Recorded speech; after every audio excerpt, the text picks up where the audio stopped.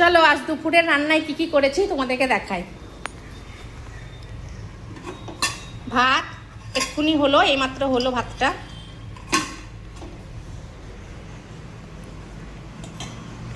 কুমড়ো ভর্তা করেছি মেয়ের জন্য, মিষ্টি কুমড়ো ভর্তা। ওর জন্য একটা কাতলা মাছ ভাজা করেছি।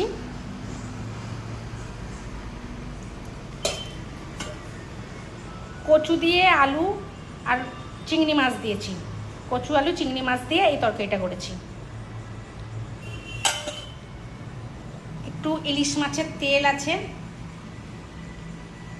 যেটা ভাজাতে ভেজেছিলাম যে তেলে, সেই তেলটা একটু রেখেছি ভাত দিয়ে খাবো বলে।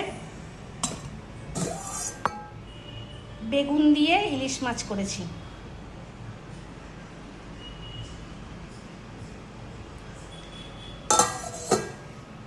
আর করেছি আমড়ার চাটনি। তো আজকে আমাদের এটাই হচ্ছে দুপুরের মেনু।